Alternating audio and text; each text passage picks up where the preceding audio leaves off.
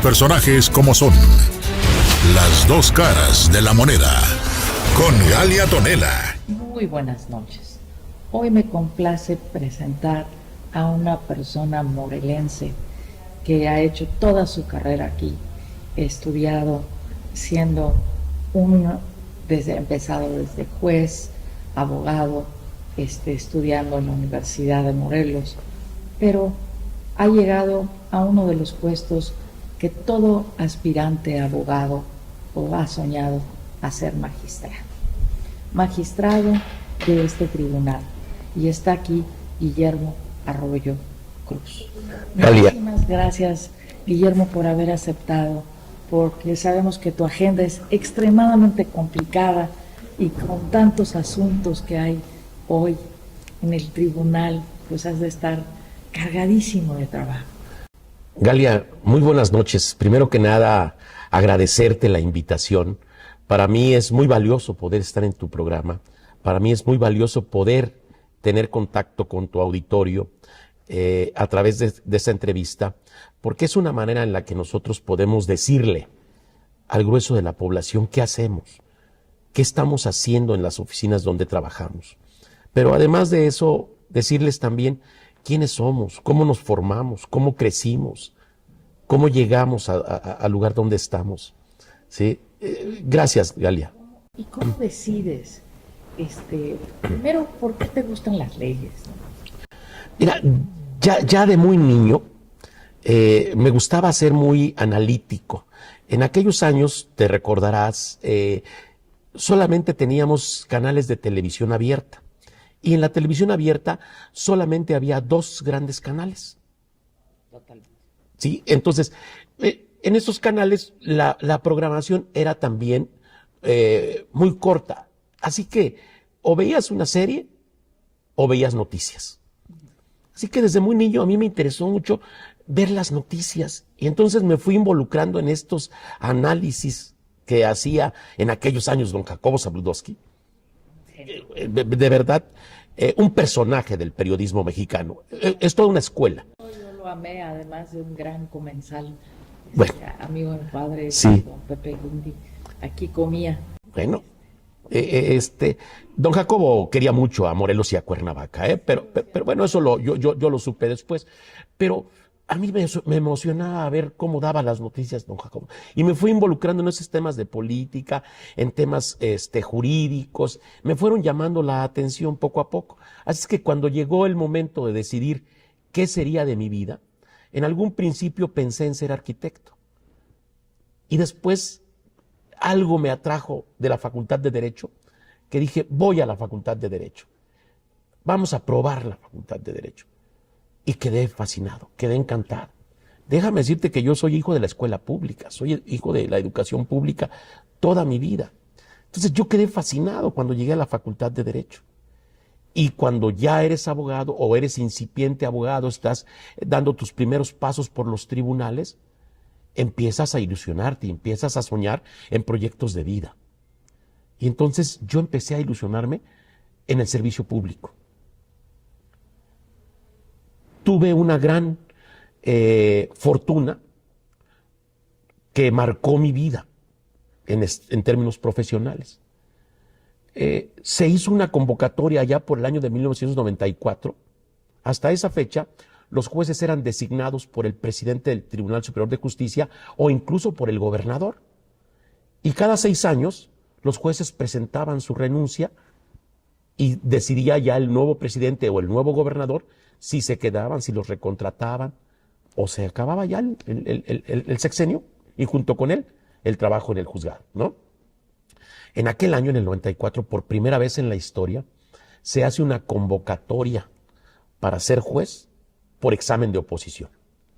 Un examen público, abierto, con 5 magistrados, que estaban ahí enfrente, y te hacían exámenes, te hacían preguntas, relacionadas con la vida judicial, por supuesto, con temas jurídicos estrictamente, para ver tus conocimientos. Y en esa coyuntura me toca ser parte de esa primera generación de jueces ya no designados, sino preparados por examen de oposición. Y tuve una fortuna, y déjenme, pido permiso a tu auditorio para que no se considere una vana presunción. Era el juez más joven que había en el... La falsa modestia es la peor de las. Bueno, pero yo nada más aclaro. Tuve la fortuna de ser el juez más joven en el estado de Morelos. En esos años, hoy se requiere para ser juez 28 años de edad como mínimo. En aquellos años la ley decía 25 años. Yo acababa de cumplir 25 años y a los 2 meses estaba yo ganando ese concurso de oposición. Entonces, todos estas etapas, estos eventos me marcaron en mi vida para poder llegar después de ser juez a ilusionarme con ser magistrado. ¿Recuerdas alguna pregunta que te haya causado tambaleo al responderla en aquel examen de oposición? Sí tengo una anécdota muy importante. Estaban enfrente 5 magistrados. Qué nervios, ¿no? Sí, yo muy joven, recién salido de la facultad, y algunos de ellos rudos, o sea, con mucha experiencia, rígidos, estrictos en su actuar, como evaluadores. Y me recuerdo que me hicieron una pregunta en relación a las cuantías económicas que tenían de competencia los diferentes juzgados. Y le respondí al señor magistrado cuáles eran las cuantías. Y me dijo: está usted equivocado. Iba usted muy bien con el examen, pero está usted equivocado. Y eso es elemental saber. Si lo van a designar a usted juez, es elemental que sepa de qué asuntos puede conocer y qué asuntos no puede conocer. Con todo el nervio del mundo, me atreví a contradecir al magistrado. Y le dije: discúlpeme, la respuesta es correcta. Y aquí traigo la ley. Saqué la ley, se la enseñé y me dijo: ¿de cuándo es esto? Le dije: es una reforma de la semana pasada. Volteó a ver a su asistente y dijo: ¿cómo es posible que yo no conozca esta reforma y él sí? Qué maravilla. Maravilloso, porque eso me dio la oportunidad de llegar a ser juez. Yo salí con un nervio, con un temor de ese examen, porque dije: no debiste haberlo contradecido, no podrías de hacerlo, porque y lo hice porque sí me ganó la... Es la rebeldía, sí, donde se hace el cambio de un país, sí, donde te atreves a tener tu propia identidad. Fíjate que sí, ahí voy a complementar el comentario con una reflexión. Yo vengo de una familia muy humilde. Mis orígenes son demasiado humildes. Mi padre es un hombre campesino que hoy ya no tiene fuerza para labrar la tierra por la edad, que apenas si terminó la primaria. Mi madre, una mujer comerciante que apenas aprendió a leer y escribir, llegó a 3º de primaria. Entonces, no tengo dotes artísticas, no tengo alguna virtud deportiva que me haga ser deportista, y entendí que la única manera en la que yo podía crecer era estudiante. Pero tu lógica deductiva es maravillosa. Era estudiar. Sí. Yo tenía que estudiar si quería crecer. Sí. Eso fue lo que me llevó. Yo siempre he dicho que no somos lo que somos, sino lo que aprendemos a ser. Lo que aprendemos. Sí. ¿No? Sí. Maravilloso que hayas tenido esa identidad. ¿Alguna vez has dudado, temblado o sentídote culpable al dictar una sentencia? No, sin embargo, sí me tocaron épocas muy difíciles en la vida profesional. Y no para dictar sentencias, no cuando era juez. En aquellos años los jueces no eran especializados como hoy en día. En aquellos años éramos jueces mixtos. Veíamos asuntos penales y veíamos asuntos civiles al mismo tiempo. Atendíamos asuntos penales con un secretario de acuerdos y atendíamos asuntos civiles con otro secretario de acuerdos. Éramos jueces mixtos. Hoy ya son jueces especializados, incluso de alta especialización. Pero para responder la pregunta, momentos difíciles que me tocó vivir fue cuando fui subprocurador contra delincuencia organizada. Wow. En esa etapa, porque efectivamente también era una subprocuraduría de alta especialización, solamente atendíamos asuntos contra delincuencia organizada. ¿Cuáles eran los asuntos más delicados que atendíamos para mí en aquellos años? Los temas de secuestro. Galia. Y más delicados todavía cuando la víctima eran niños. Sí. Entonces, tomar decisiones en un rescate de un niño, de cualquier persona, más sentido cuando se trataba de niños. Y después, cuando ya tienes al detenido, ahora hay que trabajar con sumo cuidado, con mucho cuidado, para que lo que le digas al señor juez cuando le vas a pedir lo que hoy se llama un auto de vinculación a proceso, anteriormente en aquellos años se llamaba auto de formal prisión, se lo pidas con base en las evidencias, lo que pudiste recolectar de evidencia para que el señor juez esté en posibilidades de tomar una decisión apegada a la legalidad y apegada a la justicia. Son dos cosas diferentes. La legalidad y la justicia. Cuando estás como procurador de delincuencia organizada, ¿alguna decisión difícil de tomar? Sí, decisiones muy complicadas por el tipo de asuntos que veíamos ahí, que analizábamos, ¿no? No solamente estos asuntos, por ejemplo, de los clonadores de tarjetas, no solamente el robo de vehículos. Los asuntos más sentidos eran los temas de secuestro. Y Morelos tuvo una época muy difícil en temas de secuestro. Totalmente. Y los asuntos todavía eran más difíciles cuando la víctima era un menor de edad, un niño, por el maltrato. El general Carrillo Lea, ¿no? Ya no estaba, pero ya nos había quedado ese resabio de los temas de secuestro. A mí me tocó ser subprocurador contra la delincuencia organizada en el 2007, ¿sí? Y entonces, pero todavía el tema de secuestro, bueno, nos sigue doliendo hoy en día, nos sigue doliendo. Sí. En cualquier momento, así sea un secuestro, sean 100, sigue doliendo a una sociedad que está ávida de justicia. Entonces, cuando la víctima es un menor de edad, duele mucho más la investigación, porque muchas veces el maltrato a la víctima es terrible por parte de los victimarios, ¿no? Víctimas a las que todos lo sabemos, o les cortaban un dedo, o les cortaban una oreja, este tipo de maltrato que es tan inhumano, que está fuera del contexto de valores de cualquier ser humano, te duele mucho en la investigación. Afortunadamente, dos asuntos que tuvimos de menores de edad que me quedaron muy marcados, afortunadamente logramos rescatar a las víctimas sanas y sanos.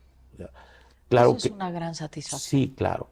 En algún momento los padres de un niño aquí arriba de Santa María, después de que lo rescatamos y logramos aprehender a dos de los plagiarios, vinieron a darme las gracias, a agradecerme con lágrimas en los ojos el rescate del niño. Y yo lo que hice fue mandar a traer a los policías, a los que siempre los ven con recelo en la sociedad, los mandé a traer y le dije, yo no lo rescaté. Yo dirigí un operativo, yo dirigí una investigación, pero ellos hicieron la parte más difícil, ¿sí? Y entonces agradézcanselo a ellos. Con lágrimas la señora les dio un agradecimiento muy sentido, muy sentido a los señores policías, y ellos también se quedaron marcados porque después me dijeron, oiga, jefe, así me decían, oiga, jefe, nunca nos habían pasado esto, nosotros no aparecemos en estas cosas. Pues es que ustedes son los que lograron todo esto. El reconocimiento debe ser para ustedes. Entonces hay que involucrarse con ellos. Tenemos una mala impresión de nuestra policía, ¿Sí? Tenemos una mala impresión ¿Sí? de nuestros jueces, de nuestra sociedad en general. Este desprestigio a veces ha sido mal ganado porque muchas personas no entienden que si una carpeta está mal integrada, está mal formado, tú no puedes hacer nada. Claro. Estás atado de manos. Sí, por supuesto, pero bien lo dijiste, es un desprestigio mal ganado y también mal inducido, por algo muy simple. Como decimos en la parte de la fe, ¿no? están pagando justos por pecadores. Yo creo, por ejemplo, cuando a mí me preguntan y me dicen, es que la violencia es terrible, le dije, no, espérame. Violencia la que se vivieron en el siglo VII, en las cruzadas, donde asaban a los niños enfrente de sus madres. Claro que sí hay colgados, claro que sí hay, y que vamos en un proceso de mejoramiento, pero ha habido un avance y una progresión. La vida siempre es progresiva. Sí. Y es naturaleza humana querer más y querer lo mejor. Estoy de acuerdo y no estoy diciendo que estamos en las mejores condiciones óptimas, pero no podemos dejar de ver todo lo que hemos avanzado. Claro, como sociedad hemos crecido, hemos evolucionado. No quiere decir que todo lo hayamos hecho bien. ¿No? En la parte que sí estamos obligados, y coincido contigo, en la parte que sí estamos obligados es a aprender de los errores. Y a reconocer también los logros. Claro. Sí. Aprender de los errores para no repetirlos. Y reconocer lo que está bien hecho para mejorarlo. Totalmente. Si no hay un solo pensamiento bueno que no pueda ser mejorado, una sola obra que no pueda ser mejorada, ¿verdad? Y un error que no pueda ser corregido. Que no puede ser corregido. Claro. Pero tenemos que ir avanzando como sociedad y a veces somos injustos y nuestra forma de calificar tanto al criminal como a la justicia son demasiado severos, ¿no? La justicia es uno de los ideales del ser humano, pero como ideal a veces inalcanzable. Mira, es muy sencillo. Qué difícil debe ser para una persona que llegó el policía, lo encontró con la pistola en la mano, humeante, el cuerpo de otra persona enfrente y lo acusó de homicidio. Y todos diríamos, pues lo mató, lo encontraron con las manos en la masa. Uh-huh. Y cuando hay que hacer todo el análisis de las circunstancias y se logra demostrar, sí lo mató, pero ¿por qué él venía a matarme a mí? Ah, caray, entonces eso se llama legítima defensa y es una excluyente de la incriminación penal. ¿Sí? Sí. Vamos, ahí la justicia depende de la habilidad de un abogado para llevar la evidencia ante el juez y el juez pueda calificar esa evidencia. Tenemos que recurrir, ¿verdad?, a Ortega y Gasset, ¿no? Sí. El hombre y sus circunstancias, por supuesto. Porque en la justicia las circunstancias son fundamentales. Claro, ¿no? Claro. ¿Bajo qué circunstancias? Yo pienso que todos somos decentes en potencia y todos somos criminales en potencia. Claro, claro. Depende lo que nos toque vivir, ¿sí?, y bajo las circunstancias que estamos. Claro. Por eso hoy la justicia penal, no me toca a mí esa parte, yo soy magistrado en materia administrativa, pero soy un estudioso irremediable del derecho penal. Soy apasionado del derecho penal. Por eso hoy la justicia penal descansa en un principio fundamental. Todos son inocentes hasta que se muestre lo contrario. Totalmente de acuerdo. Vamos para ser inocentes, unos comerciales y regresamos. Con gusto. Para comenzar el día bien informado, acompáñenos de lunes a viernes de 8 a 9 de la mañana en la primera emisión de Lo de Hoy Morelos con Dulce Maya. Síganos en nuestras plataformas de Lo de Hoy Morelos, aquí por el canal 10.1 de Televisión Abierta. Hola, en Ciudad y Campo quiero invitarlo a que conozcan lo más importante del ámbito rural y del ámbito urbano. Síguenos todos los miércoles a las 5:45 de la tarde en las redes sociales de Lo de Hoy Morelos y en el canal 10.1 de Televisión Abierta, Dix Televisión.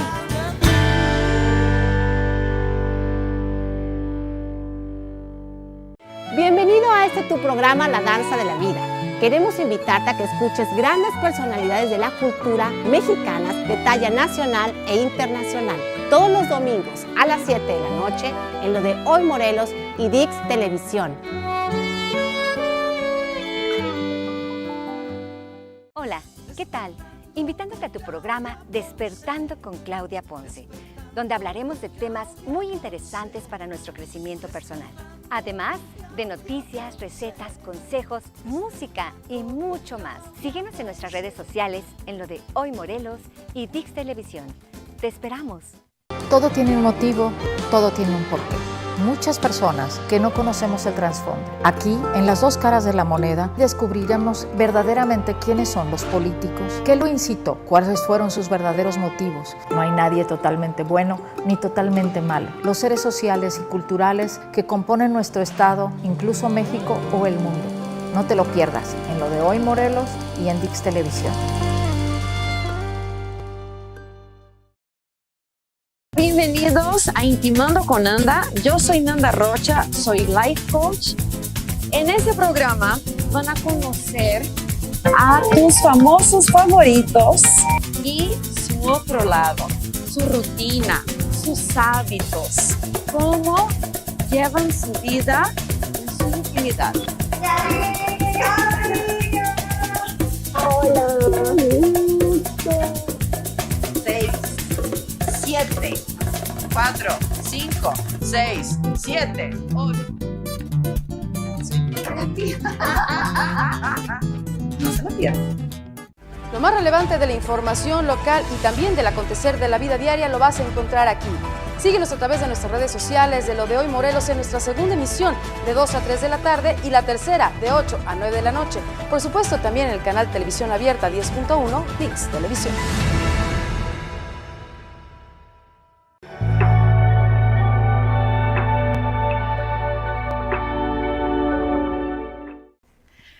Ahora dime una cosa, ¿qué es la justicia administrativa? Mira, la justicia administrativa, aunque ha existido desde siempre, su reconocimiento se toma después de la Revolución Francesa. Hay que ponerle un freno a las autoridades frente al actuar con el gobernado, a las autoridades que administran. Hay que ponerle límites al actuar de la autoridad para evitar precisamente la anarquía. Entonces, la autoridad administrativa no puede actuar con todas las libertades. Tiene que rendir cuentas frente a sus gobernados. Claro, si no es su dinero. Claro, claro. Entonces, la justicia administrativa se encarga precisamente... Por eso decapitaron a María Antonieta. A María Antonieta, sí, claro, Ahí por me esos imagino abusos. que empieza, por esos abusos se genera esa incomodidad en toda la sociedad francesa. Llegamos a la decapitación de María Antonieta, sí, por supuesto. Y entonces viene el collarcito. Viene una segunda etapa en la historia de la humanidad en la que vamos a ponerle freno al gobernante. Y entonces básicamente es de lo que se encarga la justicia administrativa.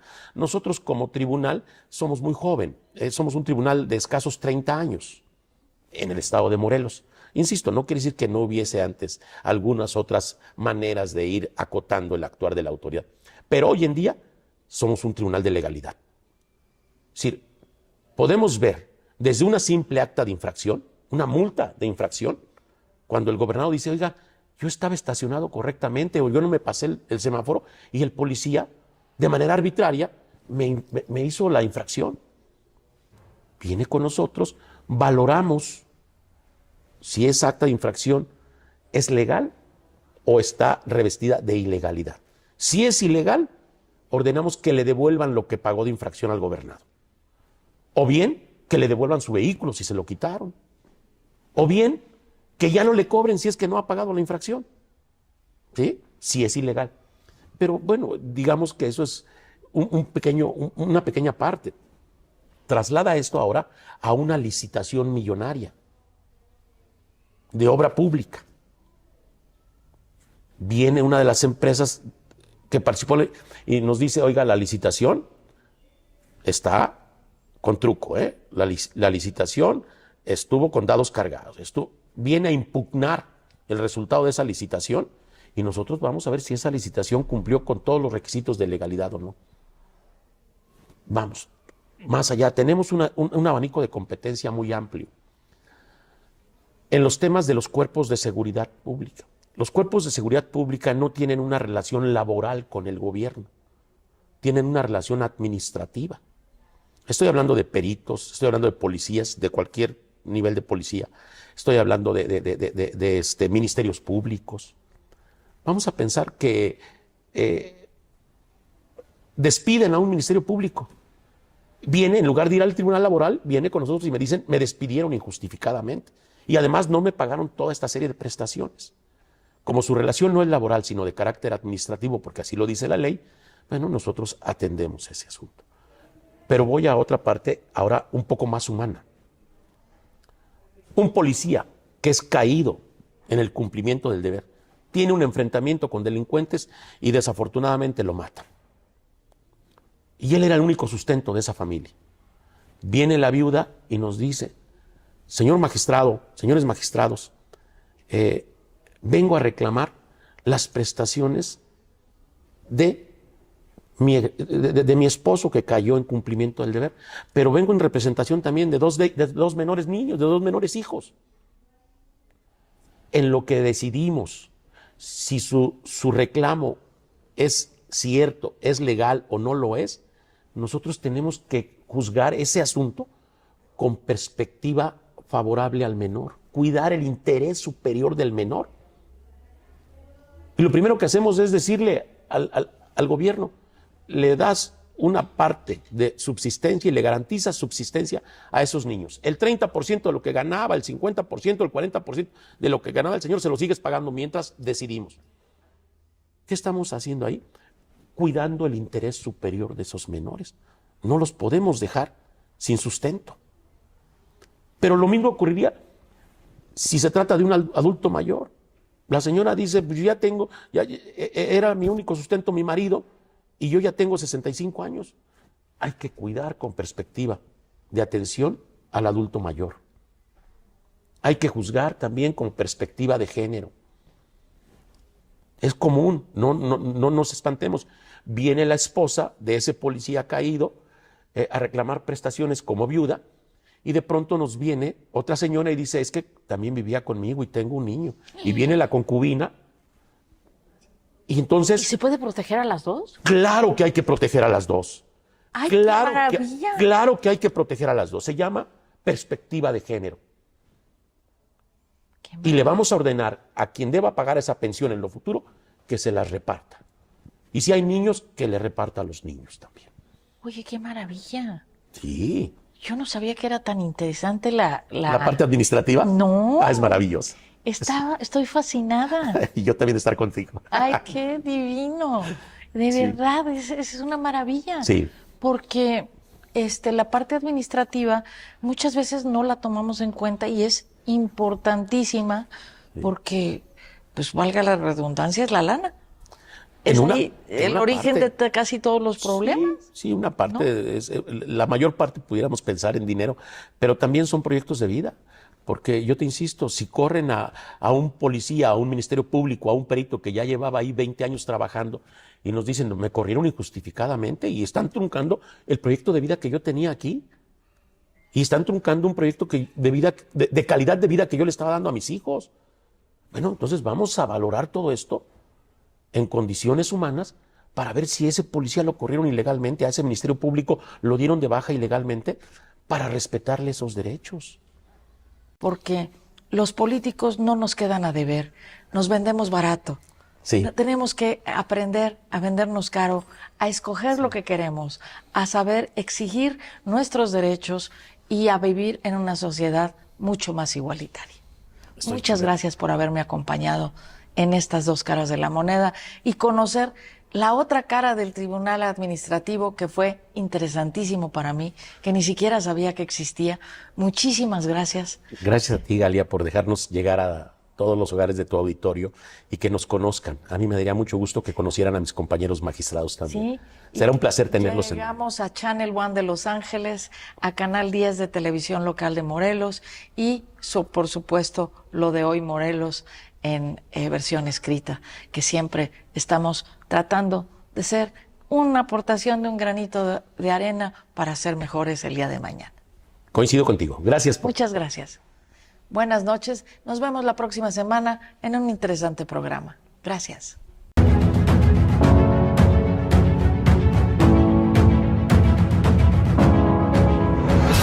Los personajes como son.